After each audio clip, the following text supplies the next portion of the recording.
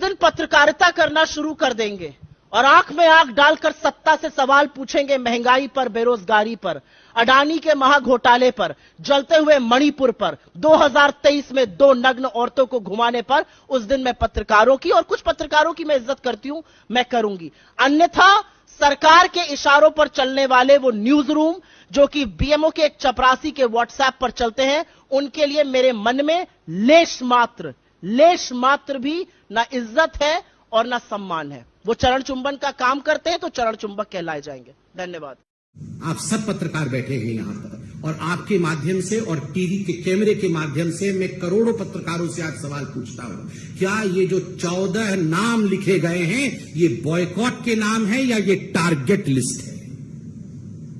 क्या इनको केवल बॉयकॉट किया गया है या इनको टारगेट करने के लिए इनके नाम जारी किए गए हैं? मैं ये सवाल पूछता हूं। ये हिट लिस्ट है। कुछ ऐसे पत्रकार हैं जो डिबेट नहीं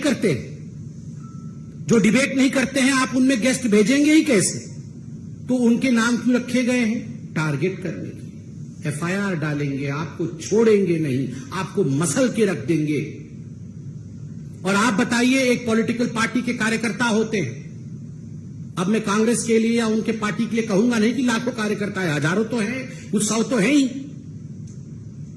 आपके कार्यकर्ता कल अगर इस हिट लिस्ट में जिनके नाम दिए गए हैं उनके साथ दुर्व्यवहार करें, उन पर हमला कर दे, क्योंकि आपने लिस्ट जारी की है बकायदा कि ये नफरती पत्रकार हैं और प्रेस कॉन्फ्रेंस करके कहा है कि ये नफरत का दुकान चलाते हैं। अगर कुछ लोग इनके ऊपर दुर्व्यवहार कर दे तो इसके लिए जिम्मेदार कौन है? तो मैं इसको बॉयकॉट का लिस्ट कदाचित नहीं कहूंगा, मैं कहूंगा this was a hit job done by a hit list release by the Congress party and the India alliance. ये एक हिट जॉब है और मुझे लगता है इसे सारे पत्रकार फेटर्निटी को बहुत गंभीरता से लेने की आवश्यकता। कुछ चैनल्स पर नफरत का एक बाजार सजाया जाता है, पिछले 9 साल से लगातार चल रहा है। उस बाजार में अलग अलग पार्टीज के प्रवक्ता जाते हैं, कुछ विशेषज्ञ जाते हैं, कुछ विश्लेषक जाते हैं, लेकिन हम सब नफरत के उस बाजार में ग्राहक बनकर जाते हैं। हमें नफरत मुक्त भारत की दिशा में एक कदम उठाना था। आज एक निर्णय लिया गया, कुछ एंकर्स को चिन्हित किया जाए और उनके इस तरह के शोज में, इवेंट्स में हम लोग न जाएं, जिससे कि एक कदम उठाया जाए, एक सशक्त कदम उठाया जाए। We do not want to legitimize this hate filled narrative which is corroding our society. That was the idea.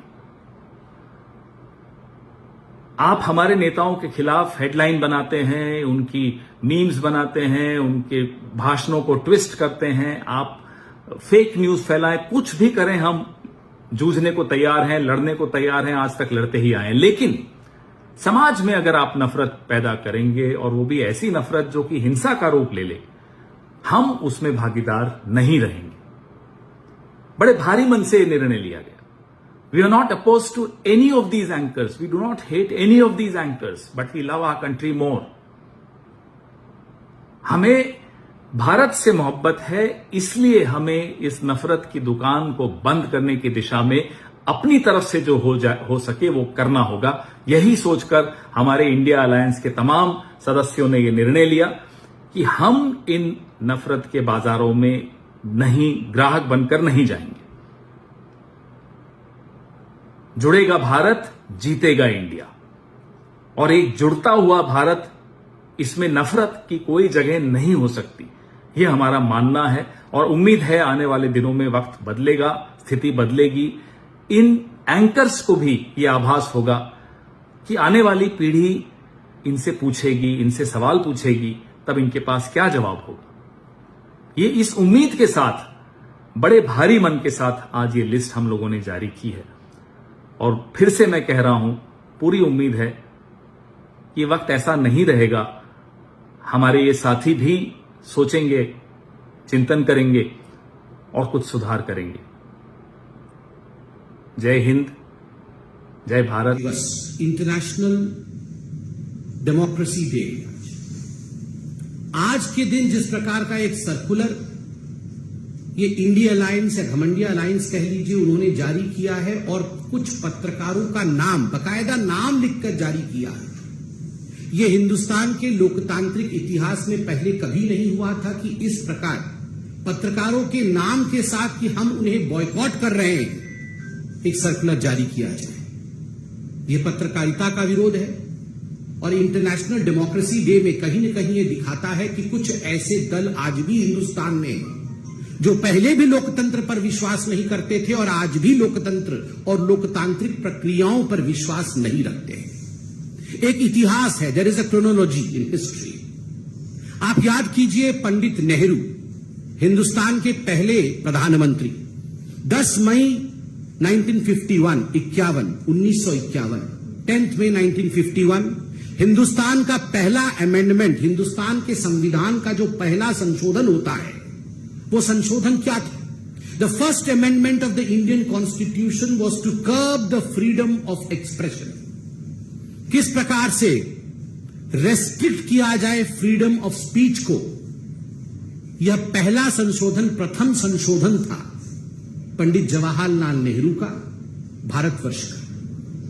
आप सोच के देखिए, भारतवर्ष की उस समय एक इंटरिम सरकार चल रही थी, इलेक्शंस भी नहीं हुए थे, मगर एक इंटरिम गवर्नमेंट द्वारा पहला संशोधन यह किस प्रकार फ्रीडम ऑफ स्पीच को रोका जाए उसको लेकर था।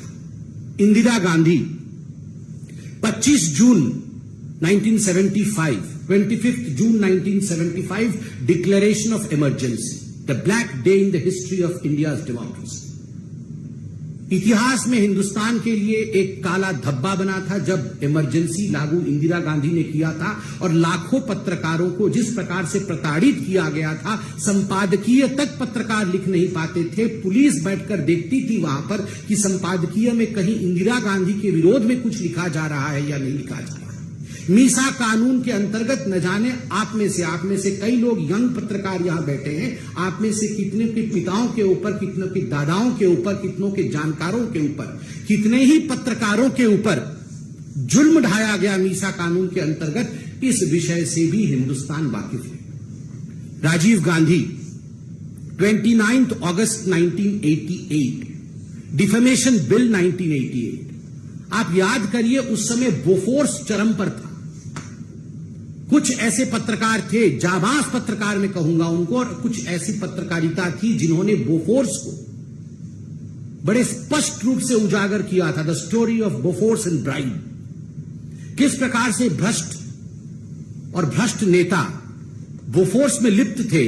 राजीव गांधी जी के इस चरित्र को उजागर करने का काम कुछ बहुत बड़े अखबारों ने किया था। उनको लेकर जिस प्रकार एक डिफेमेशन कानून लाने का प्रयास 1988 में राजीव गांधी की सरकार ने किया था, कानून ले भी आए थे, मगर हिंदुस्तान के इतिहास का वो पहला कानून बना जिसको वापस लेना पड़ा, क्योंकि पत्रकार जगत एक होकर खड़ा हो गया। There was unity amongst the media people.